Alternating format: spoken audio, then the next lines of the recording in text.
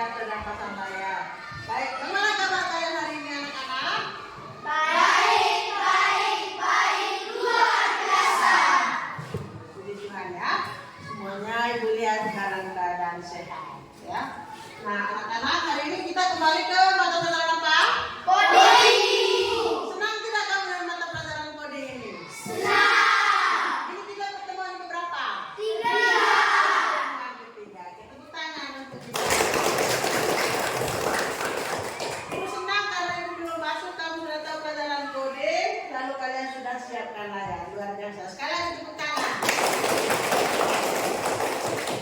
Nah, adakah yang tidak hadir?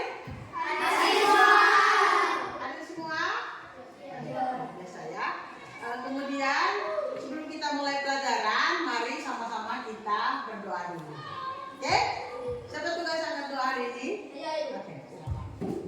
Kita berdoa dulu ya.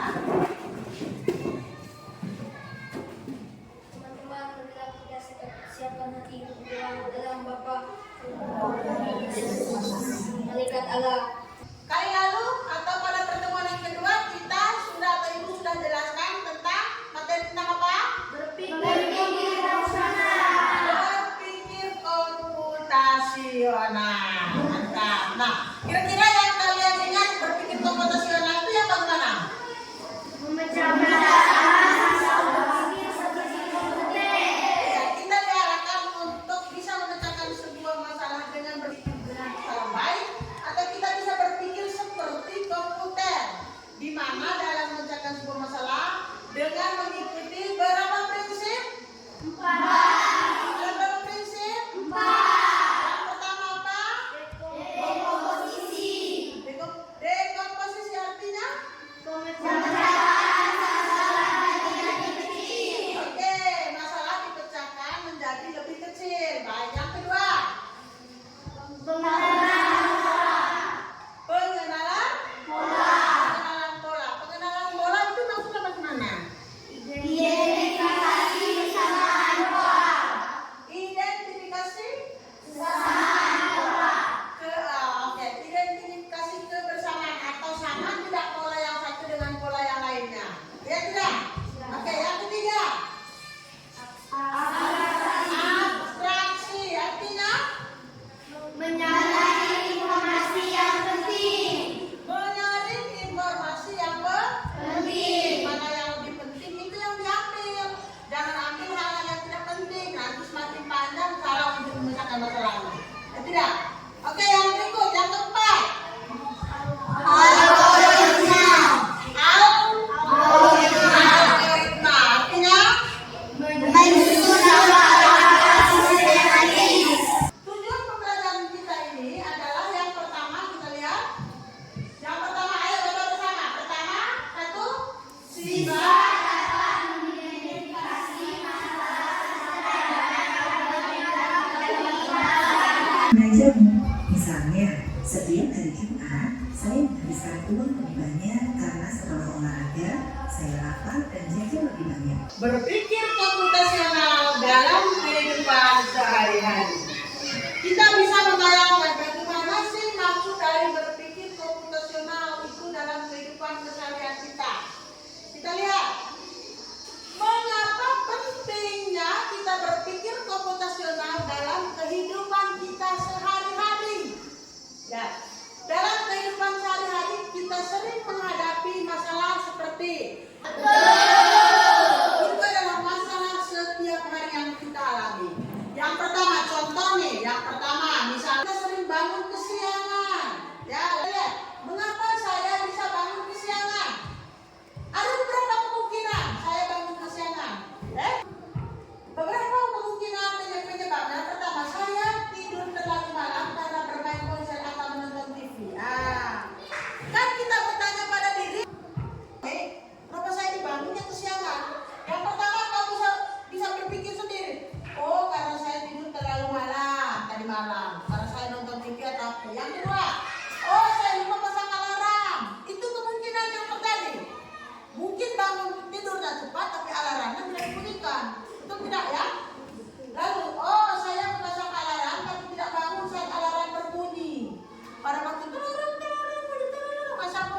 selimut, tarik terus.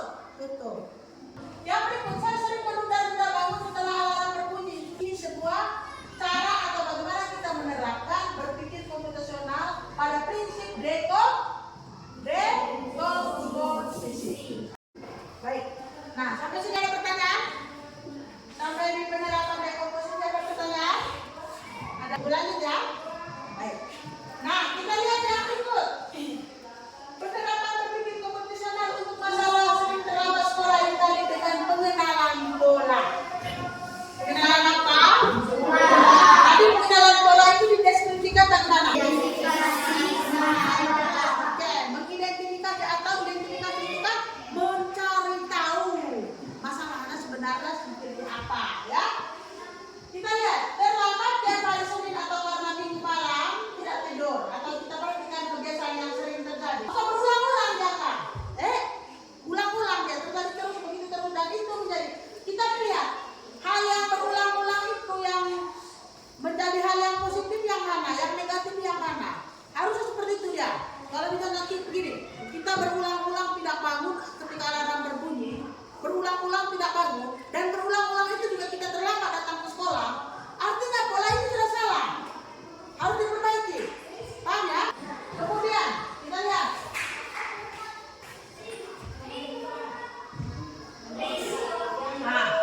Nah di sini kita mulai mengenali pola. Ada hubungan antara kebiasaan kesukaan dan keterlambatan. Nah, kalau sudah begini, kalau kamu setiap malam bisa lihat, tahu pada diri sendiri bahwa ketika saya tidur jam 10 malam misalnya, saya main HP atau asik karena belajarnya terlalu banyak tugas dan asik dengan belajar, maka saya tidurnya jam 10 atau bahkan jam 11 malam, dan besoknya saya terlambat bangun, dan bahkan saya tidak sempat sarapan pagi datang ke sekolah, sampai di sekolah saya terlambat.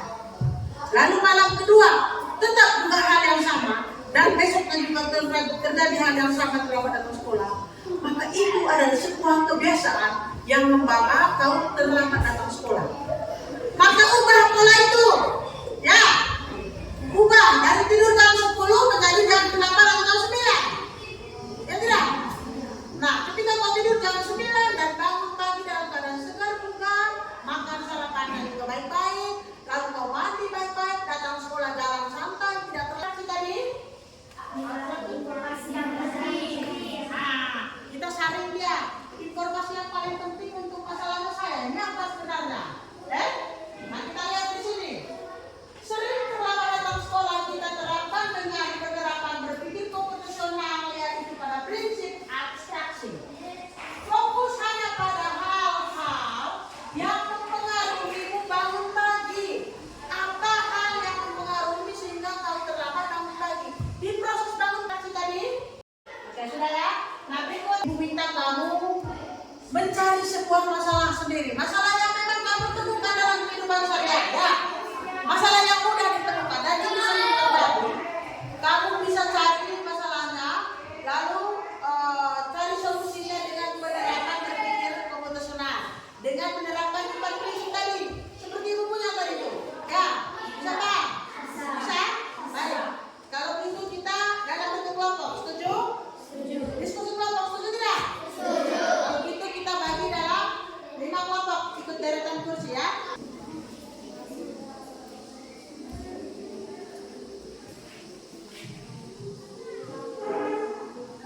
Baik, sudah selesai? Ya. Siapa yang mau presentasi pertama? Silakan. Kelompok 3. Kita dengar ya, yang lainnya perhatikan bukan juga. Perhatikan bagaimana mereka mempresentasikan tugas mereka. Silakan. Baik teman-teman, kami akan mempresentasikan hasil diskusi kami. Masalah yang kami temukan adalah tugas sekolah banyak dan bingung mulai kerjanya dari mana. Maka solusi yang kami diskusikan adalah satu, prinsip dekomposisi.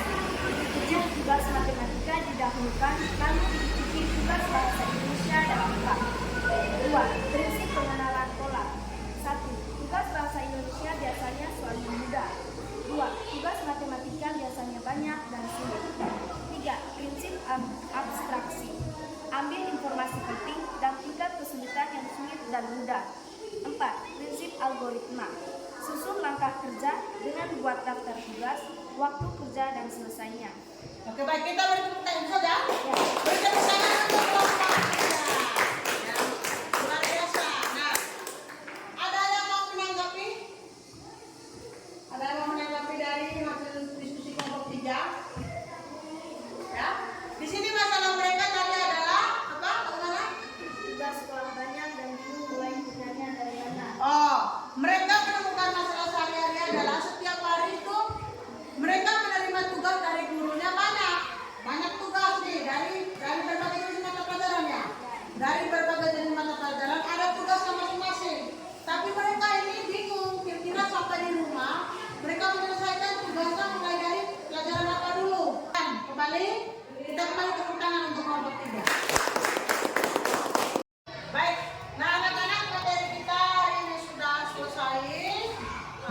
Ibu harapkan bahwa tadi dalam diskusi kalian masih ada hasil diskusi dari semua kelompok yang belum detail untuk penerapan 4 prinsip berpikir komputasionalnya. Masalahnya sudah oke. Lalu sudah memilih beberapa prinsip dalam beberapa prinsip 4 prinsip itu ada 1 atau 2 yang prinsip yang memang belum detail pengambilan keputusannya. Kamu mencari solusinya. Nanti sampai di rumah, ibu minta kalian coba kembali buat lagi misalnya temukan sebuah masalah lagi, lalu kalian cari solusinya dengan menerapkan 4 prinsip berpikir komputasional tadi, dari dekomposisi, kemudian pengenalan pola, abstraksi dan juga